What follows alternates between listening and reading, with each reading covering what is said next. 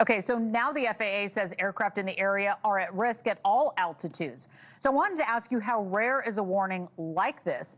And what does it signal about how serious the situation has become? Because it does sound serious.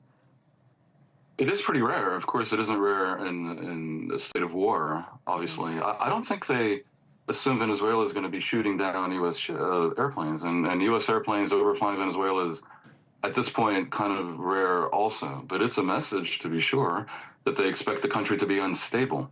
I doubt there would be a ground invasion of Venezuela. That could go south so many different ways, no pun intended, and is opposed by the military in a way that is extreme. The option of bombardment from the air is unlikely to bring down Maduro. Also, I think the broader strategy by setting up this armada in Trinidad and in general just off the coast of Venezuela is to make clear to Maduro that his time is up. And I think in that regard, it's working. So things are getting more sticky and sticky by the day. Venezuela has called Russia for help, and Putin has answered. And so several hundred Russian soldiers are said to be deployed in Venezuela, along with at least one general. Now, this is as Trump continues banging the war drums against Venezuela, I would say without even taking any real action to make good on those threats. Currently, there's around 15,000 personnel that have been repositioned to the United States Southern Command area of responsibility. It has taken months to achieve this feat, but Russia has definitely responded to Venezuela's call. And so General Makarovich unit has been identified as the Equator Task Force as part of the Russian Ministry of Defense, but it's part of a larger movement of Russian forces into Venezuela.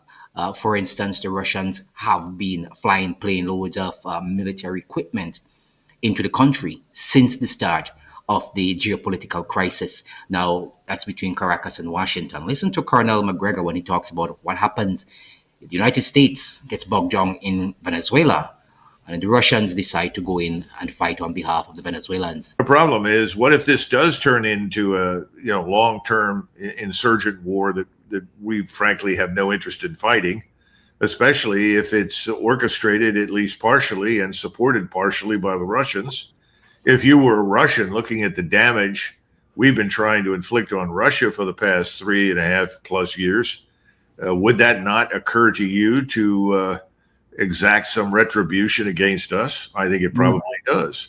Further, you are seeing that Russians have already been getting and moved into Venezuela. They're coming from the Russian Africa Corps, indicating the need for Russian troops with expertise in jungle warfare and stuff like that. So just as American advisors are embedded normally in non-combatant roles in Ukraine, it is likely that these Russian advisors will play a similar role for Venezuela. Yeah, when we had you on last time, we were talking about some of that video that we were showing about the U.S. attacks on these drug boats.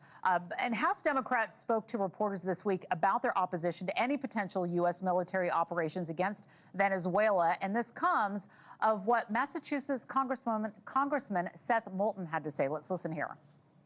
The Constitution is not ambiguous here. Congress decides when this country goes to war, not the president. And this is not a war the American people want. We owe our troops better than this.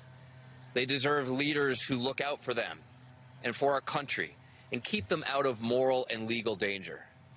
And they deserve a Congress that refuses to let this president send them to fight and die in an unnecessary war. You know, but the White House says that Maduro and his top officials run this narco-terrorist organization, and that designation takes effect Monday.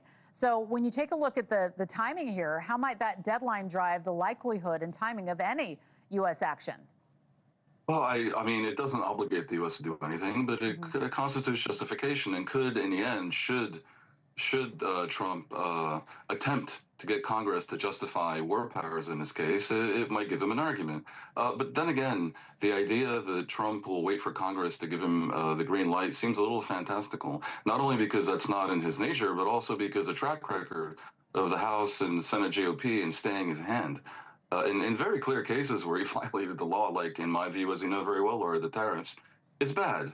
They tend to go along with whatever he wants. Will that continue if he launches a war without the approval of Congress in clear violation of the War Powers Act is yet to be seen. To like, share, and subscribe.